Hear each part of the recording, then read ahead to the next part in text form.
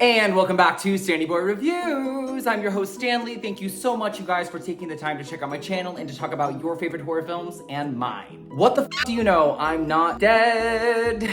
Although it has been a doozy of a month, you guys. First and foremost, I want to thank you so much for being patient. I have needed this month to recuperate from a lot of trauma. Thank you, seriously, for taking the time to reach out to me, to ask if I'm doing okay, to show support. It has meant the world. I just want to get back into the swing of things. That's it. I really greatly appreciate the fact that you have all stuck by me and are still watching and have watched previous reviews and are watching this one.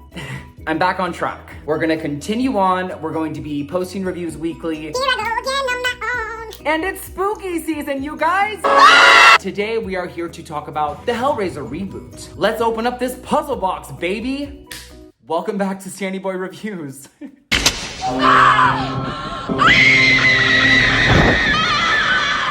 Okay, we have been hearing for years now about a Hellraiser remake, since like 2007. And back then, it was the directors of the French extreme horror Christmas classic Inside, Julien Maury and Alex Bustillo, who were attached. Then it got passed on to Scream editor and Dracula 2000 director Patrick Lussier, and then it got shrugged off by Dimension Films for a number of years. And it wasn't until the success of 2018's Halloween that Hellraiser got greenlit. David Bruckner, who directed one of my favorite mid-2000s horror films, The Signal, and also 2021's The Night House, starring Rebecca Hall, would be in the director's chair this time. And it would be written by Bruckner frequent collaborators, Ben Collins and Luke Petrowski, and filming would take place in fall of 2021 in Serbia. There were reports that Doug Bradley was offered a cameo in the film, but he turned it down because of COVID complication stuff and because he didn't want to disrespect the legacy that he had contributed to the original franchise. Actress Jamie Clayton from the Netflix series Sense8 would cause headlines because a female actress had never played Pinhead,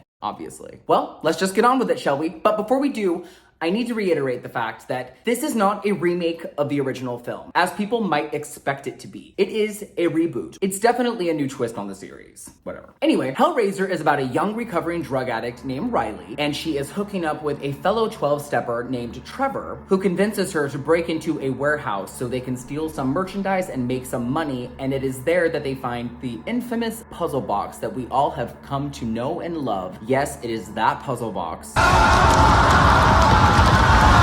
6 years prior to these current events, we are introduced to a hedonistic, psychopathic collector named Voight, who had used this puzzle box to summon demons from hell to gain the utmost pleasures known to man, and subsequently disappears without a trace. All familiar territory shown to us in a different fashion. Reboot. Cut to the present, where Riley has unwittingly opened the box and unleashed said demons, including the priest, otherwise known as Pinhead. It's time. Who is hellbent on capturing the souls of Riley and her friends, who have now entered a nightmarish world of bloodshed, demons, labyrinths, and deaths. All of which sound a lot more interesting than this actually is. It's only been a few years since we got a Hellraiser film. The last one was 2018's Judgment, directed by Gary Tunnicliffe, something or other. It wasn't very good. The last Hellraiser that I actually sat through and paid attention was 1996's Bloodline. There's about 11 of these movies. I never saw parts 7 or 8. Hellraiser is just one of those bastard series that has never really held my interest. But that doesn't mean that they're bad films. I love the first and second one for many reasons. They are probably two of my favorite horror films. So when I discovered that there was going to be a reboot of the series, I was really excited. When I heard that they were going to be based off of source material by Clive Barker, I was even more excited because I really love the novella that the first film is based on. And then I watched it and I was like, okay, fine. It was fine. I didn't love it. I didn't hate it. They did what they could, I guess. All of these movies are just okay. They're nothing great. And Hellraiser 2022 was nothing spectacular. I will give it this though. It was a stunning film to look at. Visually, it was wonderful. It was beautiful. The priest, especially, Jamie Clayton, the casting of this character was the best decision that this movie could have made. What a fascinating watch. I just wish there would have been more of her. I wish they would have had more of the Cenobites on screen. that for sure was the best element of the film. And if there is a sequel to this movie, which I'm sure there will be, I hope they do more with that part of the storytelling. As far as everything else goes, it all just fell kind of flat for me.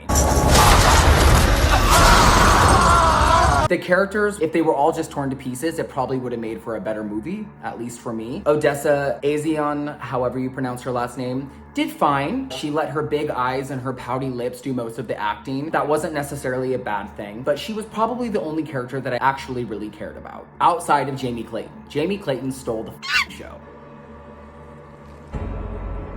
Ooh, on a side note, I was kind of confused on what kind of movie I was watching. Was it me, or did anybody else feel like that they were watching an entry in the Nightmare on Elm Street series? Like, this movie reeked of that kind of atmosphere. From the crumbling streets, to the dreamlike settings, to the stretching hallways. It really felt like I was on Elm Street, and maybe it was the dark lenses that they used, or just the way that the priest and the fellow Cenobites were presented.